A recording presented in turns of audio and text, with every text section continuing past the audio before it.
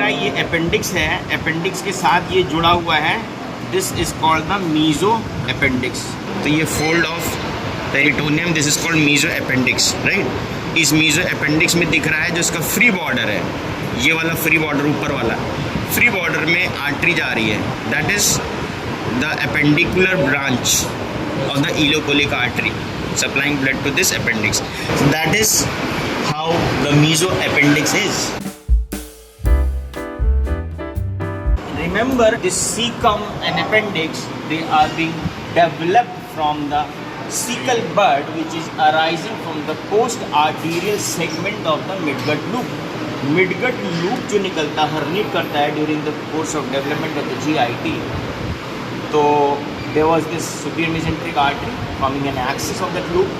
The post-arterial segment of the midgut loop में एक diverticulum arise होता है, that's called cecal bud. अब वो सीकल बड का जो टर्मिनल यानी कि पोर्शन होता है, terminal portion you can say the tip होता है, that doesn't grows and dilates and forms an appendix. How the rest of the portion of the caecal bud dilates to form the caecum.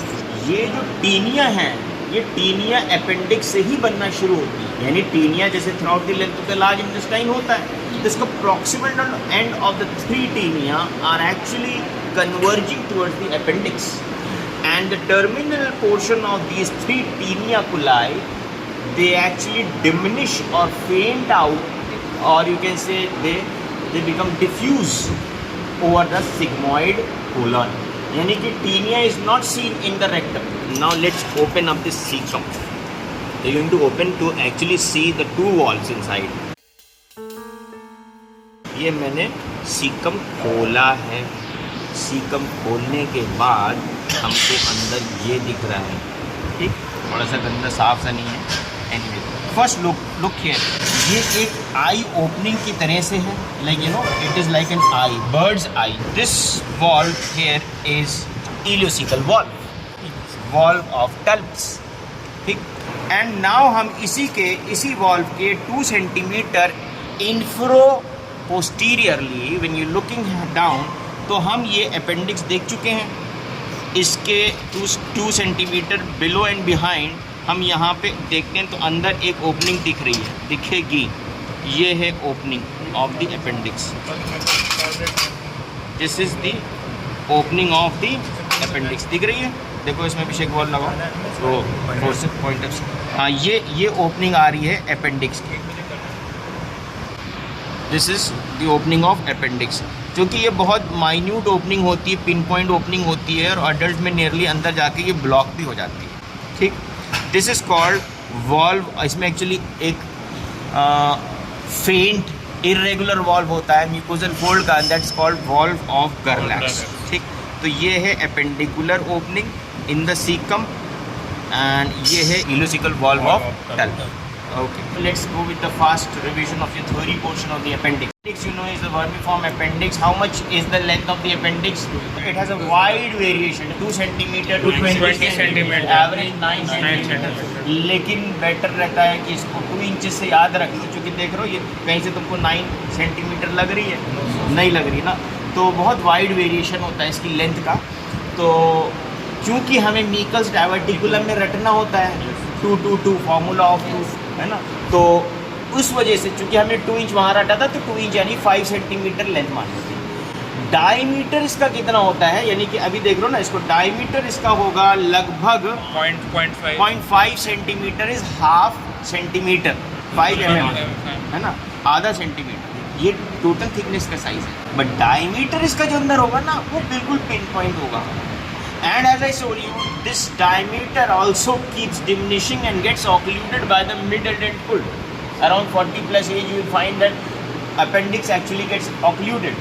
तो ये teenage से start हो जाता है, इसका lumen जो होता है वाइडेस्ट होता है अराउंड दी पुबर्टल एज ग्रुप, वहाँ से भी धीरे धीरे से इसका ल्यूमेन श्रिंकन होता जाता है। एक्चुअली इसका बहुत ज़्यादा यूज़ नहीं है in human beings, otherwise it's a site for reservoir of symbiotic bacteria. एक और चीज़ है एपेंडिसाइटिस, इसमें एक चीज़ होती है appendicitis. Why it happens, what are the causes behind appendicitis? And artery. One thing is, as I had shown you in the meso appendix, there was a single artery reaching to the appendix. So if there is bacteremia, obviously the infection will reach to the appendix. It will have no other collateral vessel to wash that bacteremia. ठीक? So one reason is appendicular arteries and end artery. दूसरा है कि its lumen is very narrow, and by the time fecal matter comes from ileum to cecum, there are small granular substances called fecaliths. So a fecolith might block that lumen, so that also will lead to infection, inflammation also. It also is a site for symbiotic bacteria. और क्या reason था इसका appendicitis का? It's an abdominal tonsil. So the reason was because there is normally the lymphoid aggregates are more condensed in the lamina propria, लेकिन कभी कभार ये सबम्यूकोजा में भी आते हैं. But in between lamina propria and submucosa there is a small thin layer of muscularis mucosae. But here in appendix this muscularis mucosae is broken. It's not complete. So because that muscularis mucosae is broken, so infection जो कि combat करता है, like luminal surface की तरफ अगर हमारे पास lymphoid tissues होंगे तो हैंड टू हैंड उसको कॉम्बैट करेंगे. बट अगर वो मस्कुलरिस म्यूकोजा ब्रोकन है, so that infection will reach backwards into the submucosa, और सबम्यूकोजा से अंदर आ जाएगा तो इन्फेक्शन और बढ़ेगा. ठीक. सो एपेंडिसाइटिस के ये कुछ इम्पॉर्टेंट रीजंस. ठीक. तो इसीलिए ये यंग एज में ज़्यादा है, टीनेज ग्रुप में ज़्यादा हो जाता है एपेंडिसाइटिस. ये पोजीशन ऑफ अपेंडिक्स देख रहे हो, अगर हम अपनी तरफ से देख रहे हैं तो इस पोजीशन को देखो अपेंडिक्स को, बहुत ध्यान से देखना. हाँ, इधर से देखो. Look here, this is caecum, this is caecum, this is ascending colon, this is the ilium. Look at the position of appendix and tell me what position of appendix is this? Retro. Huh?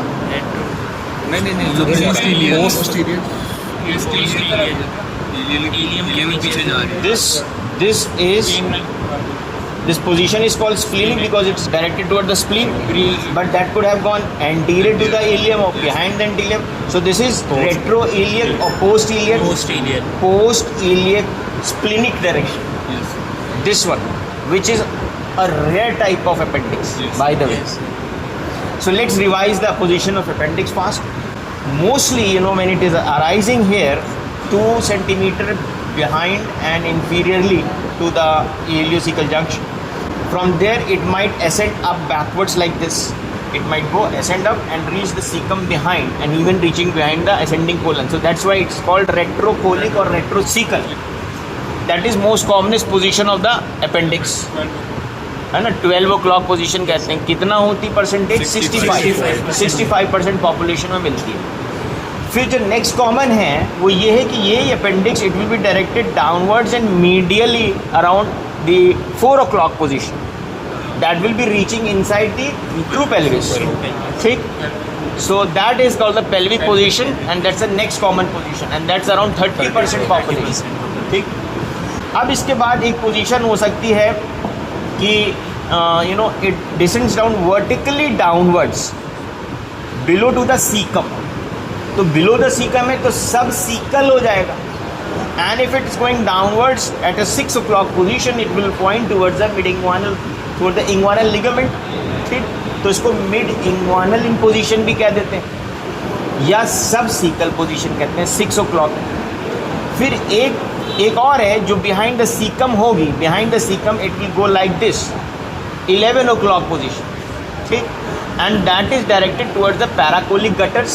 So that will be called paracolic in position.